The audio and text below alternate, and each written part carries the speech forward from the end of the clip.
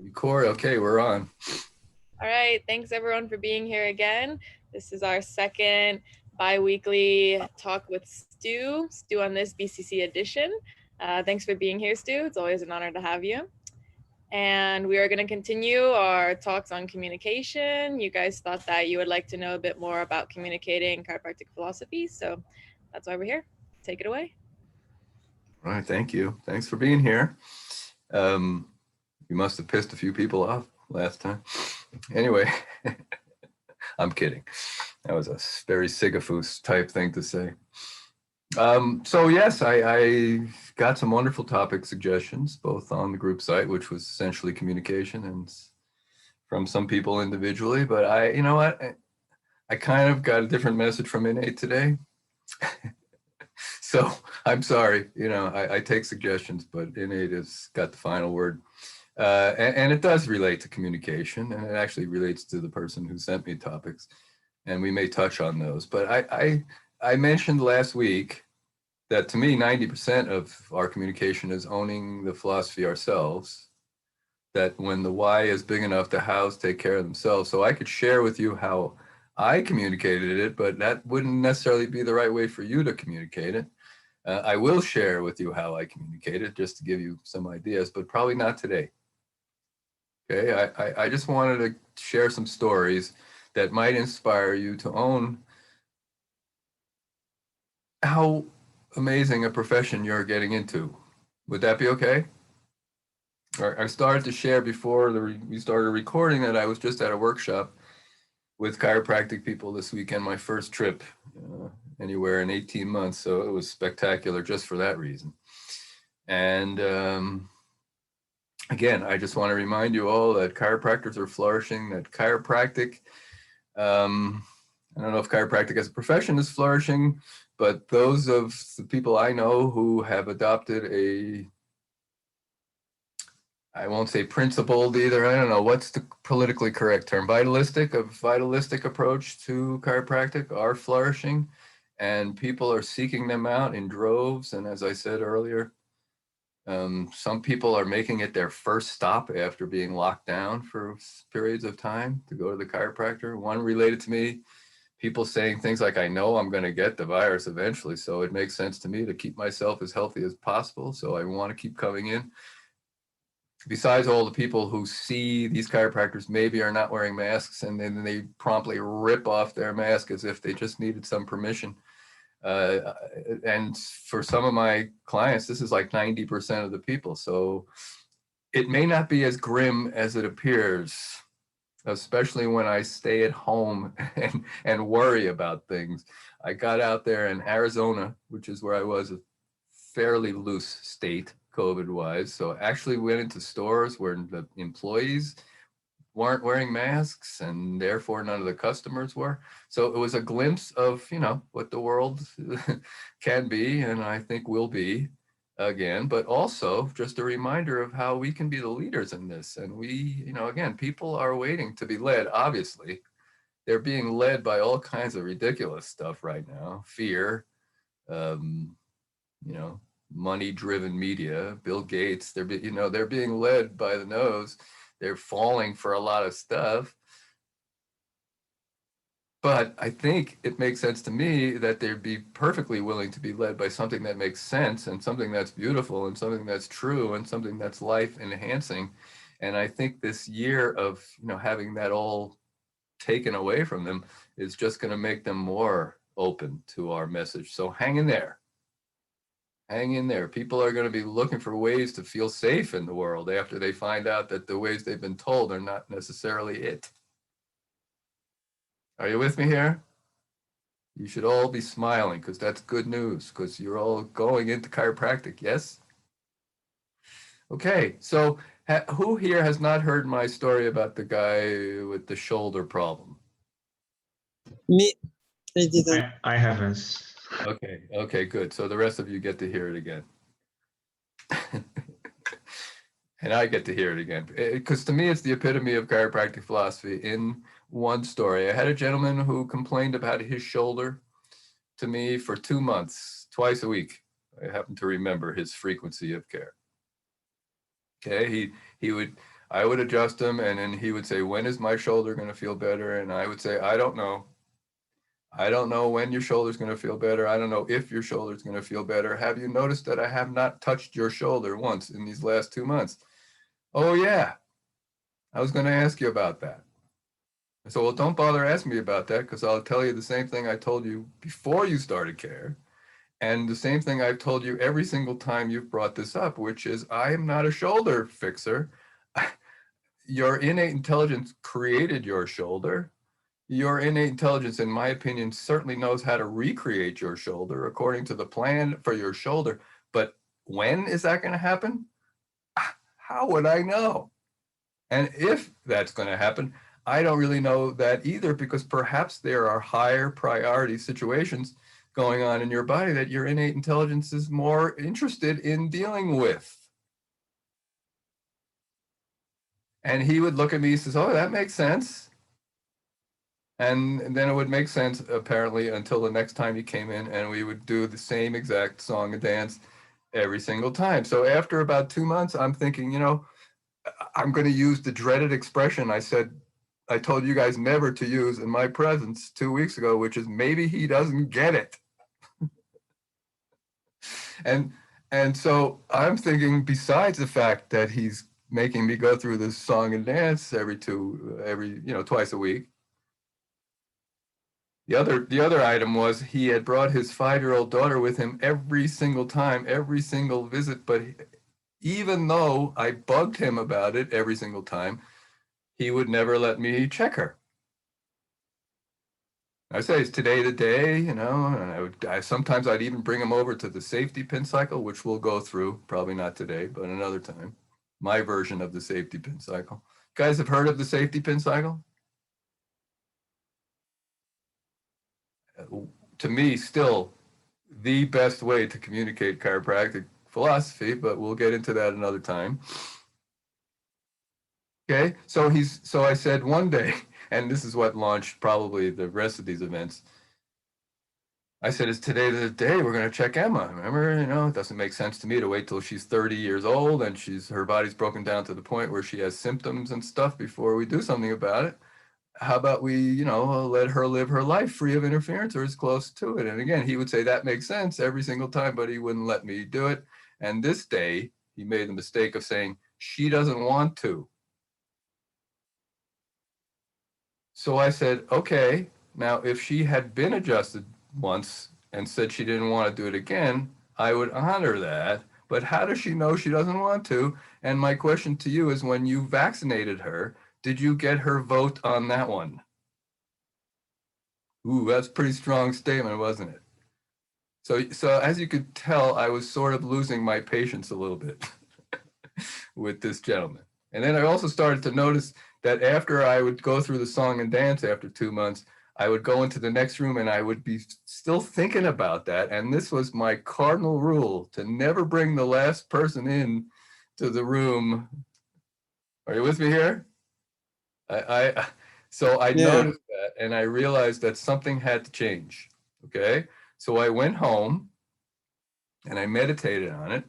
And I thought, well, maybe I need to ask him to go someplace else. I've never really had to do this before, because when people realized that I was telling the truth in my pre-care talk, that I wasn't going to be talking about symptoms or dealing with symptoms, and they really wanted that, after a few visits, they would realize they weren't in the right place and they would leave.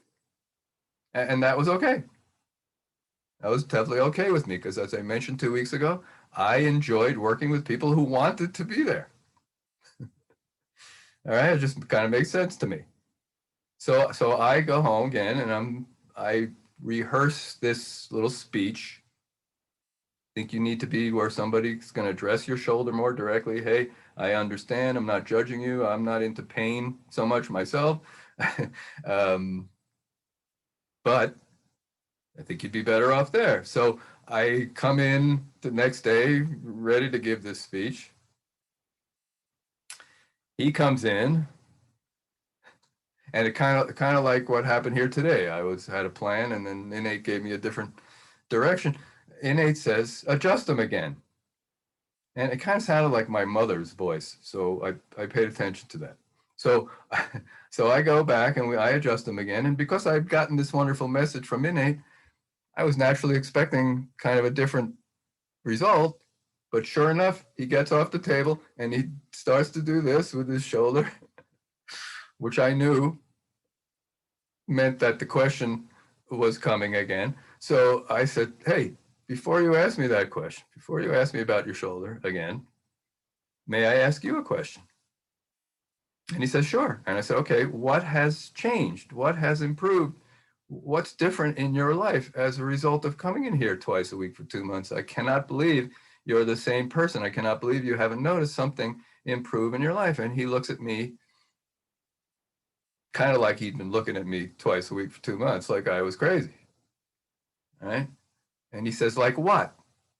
I said, I don't know, like what? That's why I'm asking you, but I don't know. Have you noticed more energy? That's pretty common. No. Are you sleeping better? No. Have you noticed you can eat things that you haven't eaten? No. So I'm like, it's speech time. But again, before I could get my speech out, I get another message from Innate, and it says, ask her. And I'm like, who is her? So so I'm looking around, and there's only one of her in sight. She's 5 years old, and she's out playing with my toys. I don't have doors on my, I didn't have doors in my dressing room, so I see it must be her. So I call his 5-year-old daughter into the room, and while she's trotting in there, I'm thinking, this is the silliest thing you're ever about to do in your life. And I have to tell you, that's a significant statement right there, because I've done some silly things. So Emma comes trotting in the room, and I say, hey, Emma, help me out here. You've been coming in here twice a week for 2 months with your dad. You've played with every toy I have, read every book I have, colored in every color book I have. Can you help me out here? Have you noticed anything different about your dad in these 2 months? And I, again, thinking this is really crazy, but she starts to cry. She starts to cry like only a 5-year-old can cry. I mean, like, actually, she doesn't really make a sound, but I could tell she's just gathering her breath to start wailing, which is what happens. And this is a little bit embarrassing. But finally, she catches her breath and she looks up at me and she says, yeah, Dr. Stew, he's not beating me up anymore. That's my story. To me, that's chiropractic philosophy. You know what? That was one of my proudest moments in chiropractic. And I got to tell you that even though I was the valedictorian at LACC, we did not learn a stop hitting your kid adjustment. I don't think that's on your curriculum either.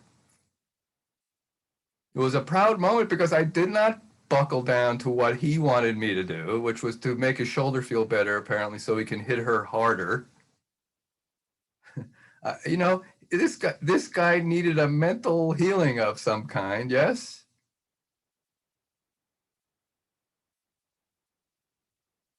I didn't get involved in what he needed because, the truth is we never know what people need.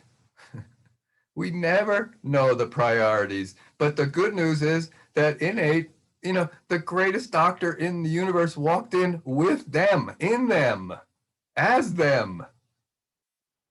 What better deal could we ever hope for? And all we got to do is lay our hands on people and love them and move some bones, or not even, whatever we do, with a beautiful intention of allowing that incredible wisdom within them that built them, that rebuilds them, that knows the plan for them, that knows the priorities for them, to work with less interference. It doesn't have to be any more complicated than that. And I really believe he got what he needed because I didn't interfere in that process.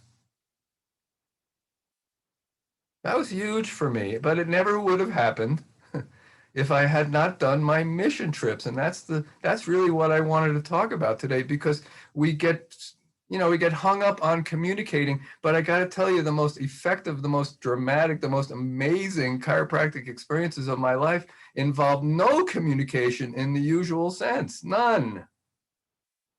other than total heart-to-heart, innate to innate communication. And that's why it's incredibly important for you to own it. Because when you own it, you radiate it. And you could, again, you could say nothing.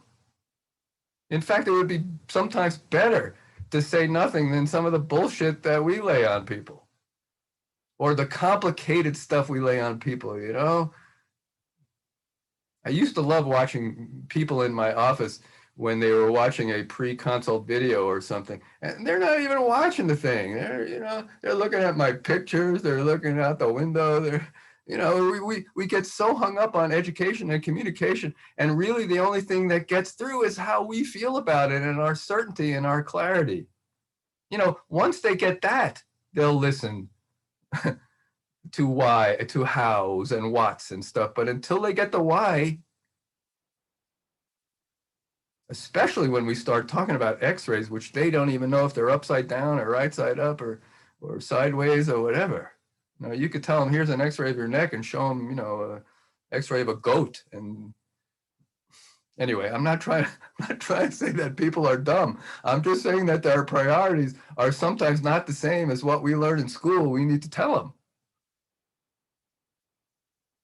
So in Panama, how many of you were not born in April of 1997 yet? God bless you. So in April of 1997, while you were busy being born or whatever, I went on my first mission to Panama, 18 of us, and we got help from the government.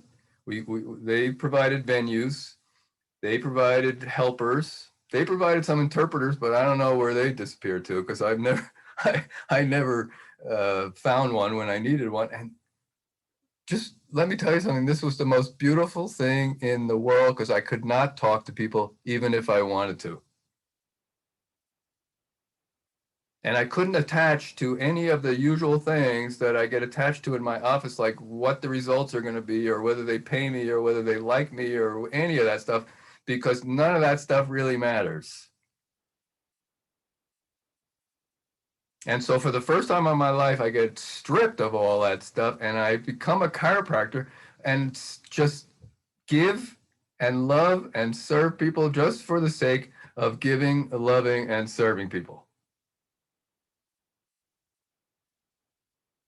And I can't even begin to tell you all the stories, though I will tell you some stories. Amazing things happened, okay? 18 of us at the end of 5 days of adjusting are told, people are signing in, so these are not mythical or mystical numbers I'm throwing at you here. We adjusted 46,000 people in 5 days. 18 of us. You can do the math. And we only worked 5 hours a day. Okay, I was working in a special school, a huge school in Panama City, where they stick all their disabled, challenged kids, a lot of vaccine damaged kids. Because one of the things that people will say about these numbers are, oh, you saw that many people because healthcare, because it was free. And I have to remind them that all their healthcare is free. So I don't think that's a factor. And people would walk for miles, and people would carry people. We would show up at 9 in the morning, and there'd be 5,000 people waiting in line.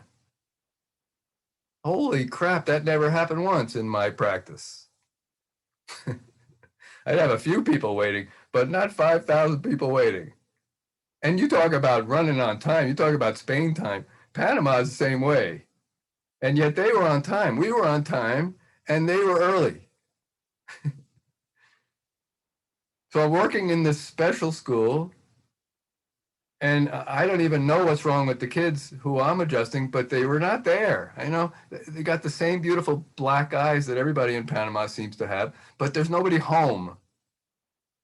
Okay, and they're all freaked out about getting on my table, as you might imagine. This hairy gringo wants to put his hands on their neck. They're like, no way.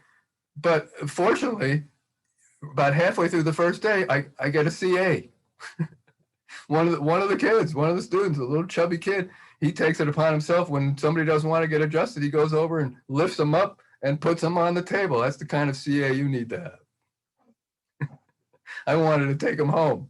All right. And then by the second day, they're fighting each other to get on the table first. And then by the third day, I'm looking in their eyes and there's somebody home. I mean, I don't even know how to describe this to you. And by the fourth day, I want to take them all home. And then the fifth day, we get done adjusting, and it's like, you know, incredibly hard to leave these kids. And then they invite us down to lunch. And so we're sitting at like a dais at one end of the table, and people start filing into the room, and there's like 80 or 100 people sitting in chairs in the room.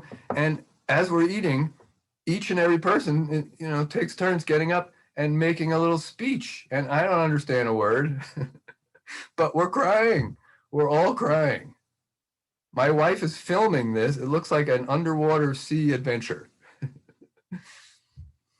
because of all the tears. So finally, the last lady gets up, and her name was Ursula, and she's the one who had been showing us around all week. And I thought she was just somebody they, you know, stuck with us to show us around. But she got this whole speech translated later. She said, I am the administrator of the school. She was the head honcha, I guess. I have been here for 27 years. And we have never seen anything even remotely affect or impact the kids like this past week. And she says, we're not even exactly sure what you're doing. And if I had understood that, I would have said, neither do we. But she starts to relay some stories. We knew that one of the deaf girls after the first day was no longer deaf. Now, who here has heard that story in chiropractic before? You've all heard that story, right? It's how we started. Well, the interesting thing was, of the 18 of us who were in Panama to hear this, only one of us had ever seen or had somebody get their hearing restored, and that was Sigafus. Now, I want you to just think about why that might be. You don't have to tell me. I just want you to file that away and think about that. Okay? And I'll answer the question before you really have to think about it too much. But she goes on to say, and she tells some other stories that we hadn't heard about some miraculous things that had happened for the kids. But then she says, but the most common thing, the thing that has struck us most, you know, the biggest, the thing that everybody's talking about, the teachers, the administrators, the janitors, the parents when they're picking up the kids in the afternoon, everybody's talking about the fact that these kids are smiling. And we have never seen these kids smile before. And maybe you missed the day when they taught stop hitting your kid adjustments and smiling adjustments, but I didn't miss a day of school, and I know we didn't learn those things. Are you getting what I'm saying here? The best things happen when we don't get involved in directing what's supposed to happen.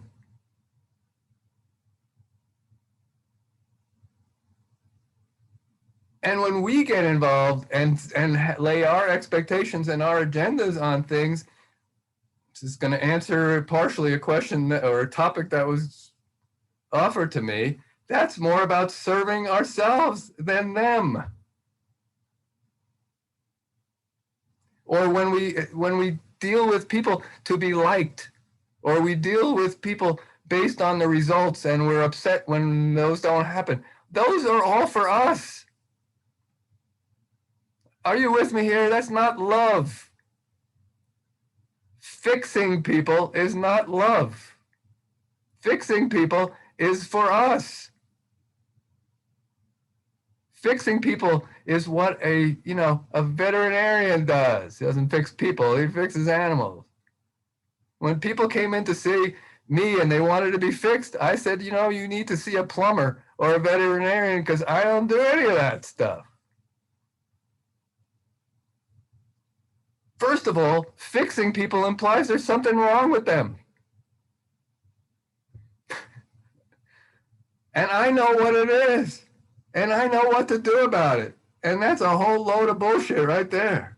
I don't know any of those things.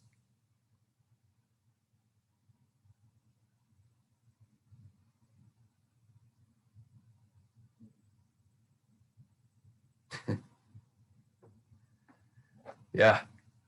And in Panama, there was no fixing possible because, again, I didn't know what they wanted. I didn't know what they needed. And I didn't even know what they were asking for. I mean, when they were pointing to something and saying, dolor, dolor, I mean, I knew what they were saying. But here's my sophisticated communication. You ready?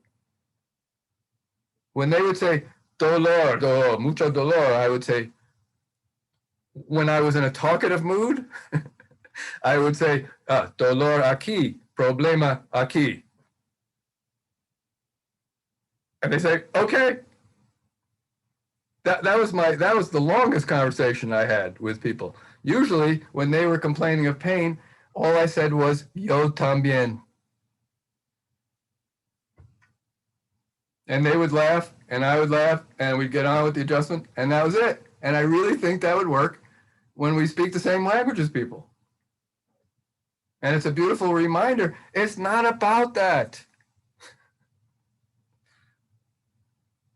Pain is part of life.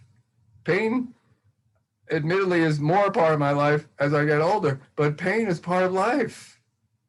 And pain is often just an indication that innate intelligence is doing exactly what it has to do, like warning you. So what do you want me to do? Like if your oil light came on the dashboard of your car, what do you want me to do? Paint over it with some black spray paint so you can't see it anymore? Oh, hey, we removed the warning signal. Drive on. If I was a car mechanic and I told you that, would you be happy? Say no. You say, well, I still have the problem, but I don't have the warning signal anymore. If I drive away, it's just the engine's going to seize up. Oh, well, that's all I do. Or maybe I can, step it up a bit and do some surgery and cut the wire to the light. It's not chiropractic. Sometimes pain is part of an adaptation. It's part of the healing. It's part of what needs to be going on. You guys learn retracing? Have you ever heard of retracing? You want to look that up. You'll find it in the green books. Retracing essentially is that people's lives flash before their eyes when they are under chiropractic care. You're removing layers of interference that have been building up over the person's entire life. So when you start removing them, sometimes they get to experience those things again. Yes, maybe you've learned it by a different name. Sometimes people feel worse when they start getting adjusted. And they relive old injuries and traumas and stuff like that. And this is good because this is necessary for healing. And as we talked about last time, when they come in to see me and I remove interference and that's what happens, then I figure they're ready. They are ready to deal with some of these things that they weren't ready to deal with when they happened. And that's just another incredible thing about innate intelligence. It will never give us anything to deal with that we're not ready to deal with.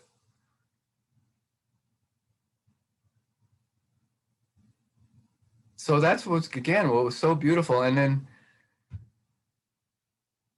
by the third or fourth day of the first mission, we got 5,000 people waiting in line. We ditched our tables. We just sat people in chairs and did upper cervical stuff. We said, what's the most impactful thing we can do for these people in the shortest period of time? Because otherwise we're going to be here for 24 hours a day for the rest of our lives just to deal with the number of people. So we decide We're going to adjust atlas or axis or both, unless we get this amazing innate thought flash to do more. And the next day after we make this decision, I happen to adjust an atlas and see a 12-year-old girl get out of a wheelchair for the first time of her life and walk. Didn't even adjust her sacrum or anything. Didn't touch her legs. How does this stuff happen? It happens, again, because the greatest doctor in the universe is in there, is already working on it, is already... Sometimes it just needs a little interference removed. Isn't that beautiful? Is this enough for you to base a career on? I hope so.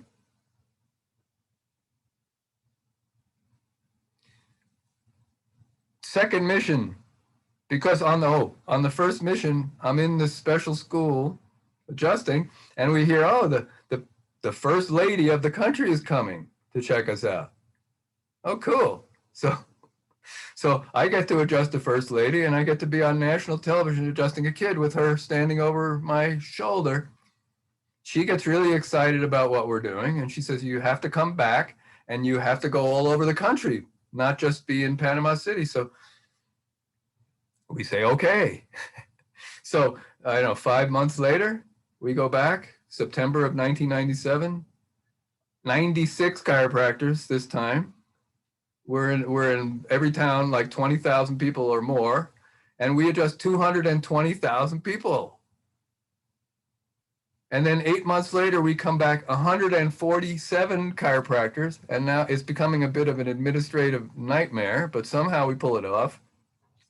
385,000 signatures of people getting adjusted. And I have to tell you, it was way more than those numbers, because we would be packing up to go, and all of a sudden a busload of people would show up from God knows where, and we'd sit them on some concrete slab and we'd adjust them too. They neglected to sign in. 385,000 people in a country of like 2.5 million people.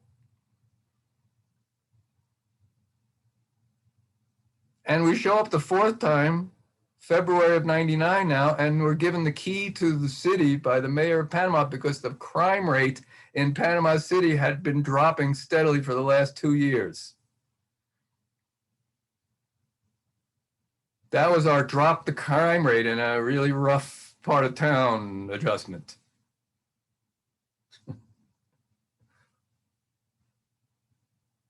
BJ talked about that. BJ said we can empty the hospitals and we can empty the prisons, and is that just bullshit?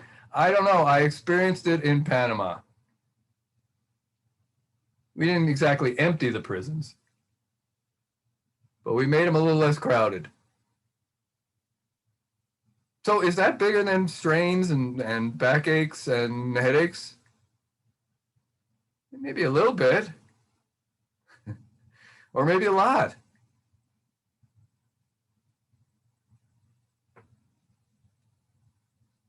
Fourth mission, I happened to be by myself adjusting, and they tell me at the end of 5 hours that I adjusted 2,000 people in 5 hours. And I'm like, you're crazy. I can't even shake hands with 2,000 people in 5 hours. In my town, I can't even look at the window and see 2,000 people in 5 hours. They're showing me the sheets with the signatures, so I can't really argue with them. But how do you do that? Well, you don't do that by talking a lot. And I'm telling you this. I'm not suggesting that you open an office with just black metal folding chairs and no phone and no CA and no whatever. I'm just giving you a glimpse of what is possible because what was different in Panama was us. Okay? That's the point of this. People say, oh, the people have more faith, and that's true.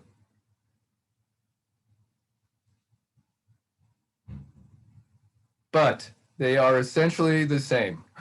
People are essentially the same everywhere. I haven't been everywhere, but I've been in a lot of places, so I feel pretty confident saying that. People want the same things everywhere. People have the same basic core values everywhere. What was different was us. What was different was we were not going there with a whole bag full of attachments and false responsibilities and stuff that does not matter. Since we had no way to follow up, we couldn't tell if they liked us. We couldn't tell if they healed up. I mean, other than the things we saw and were told, we couldn't speak to the people. We couldn't take blood pressures beforehand, which some people suggested we should have done. I got back and somebody said, did you x-ray everybody? And I said, we're in the frickin' jungle. It would have taken a long extension cord.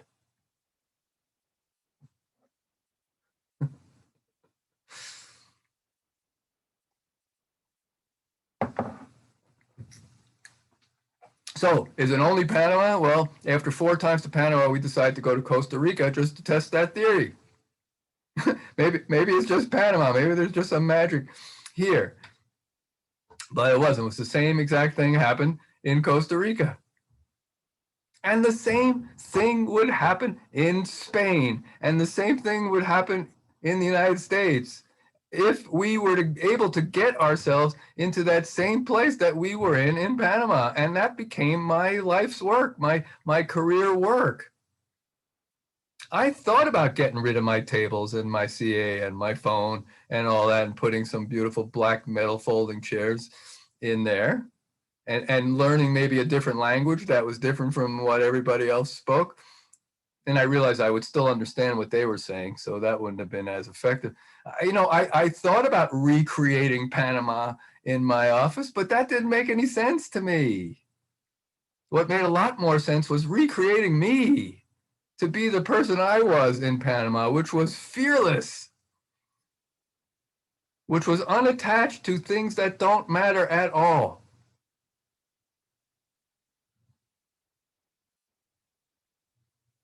That's my big talk on communication. And I realized that 80% of the stuff I was saying was not serving any of those purposes, and it was all about me. And there's nothing wrong with, a lot of what you do is for you, and that's okay. There, the bottom line there is we're all one, yes? We're all one. In Panama, that whole distinction between me and them kind of got blurred and meaningless.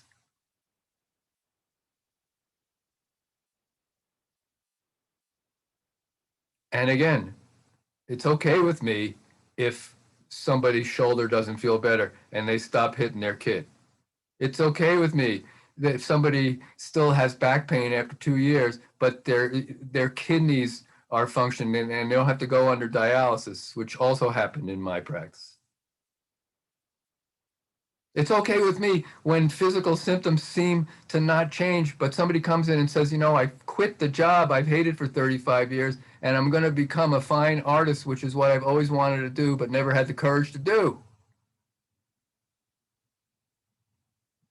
It's all okay with me.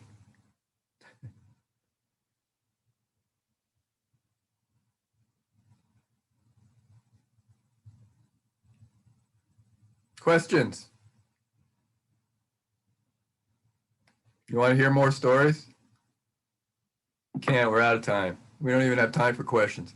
I got time for one question. Was this okay? Was this okay? I know some of you are disappointed we didn't talk about communication, but. For me, it was great, and you replied to question I didn't ask also, so it was great. I like to be thorough that way. I'll answer your questions before you ask them. Yes, it cuts down on time. Seriously, any questions? I mean, is that like too far out? Is that like you can't even relate? Is that like, I just want you to, again, even if it doesn't make sense to you now, even if you don't think you're in that place, just hold that as your vision of possibilities. I wouldn't have believed any of that was possible. I mean, I'm working in a circle of chairs and I'm adjusting this person, and this person who's supposed to be next gets adjusted. I mean, we hear it. I don't know how to do that. I didn't learn remote control adjusting in school. But incredible things happen when you are in a state of love and in a state of huge, beautiful intention. That is most of it. That is most of everything in practice.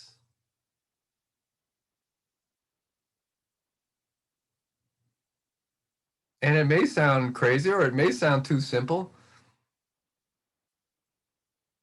I don't blame you, especially after all the stuff you're learning in school, which again, there's nothing wrong with it, and it's not bad. It's supporting you, but hopefully again,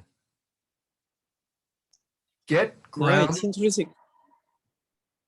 No, I saw crazy stuff also, so I know what you mean, and it's really interesting, and it's good metaphor. I see in some metaphors you are giving, but in trusting ourselves, it's the most important to create the miracle, the changement in the person. But no, it's interesting for me at least. Cool. Yeah. Indeed. So this is the profession you're getting into. Isn't that good? Stu, thank you, because you've regrounded me, and I want to thank you for this, for your time, and thank you. My pleasure. I don't know if you could tell, but I kind of enjoy sharing with you. I hope that's okay too. All right. I'll see you in a couple of weeks. And please keep sending me topics again. I tend to touch on them even if I don't make them the main theme. So Will do. Keep letting your innate speak to you. We're more than happy to hear that. yeah, it generally works out better that way for all concerned. All right. I love and appreciate you all. Thank you so much. Thank you very much. Thank you. Thank you. You're welcome. I'll see you in a couple of weeks. See you. Bye. Bye.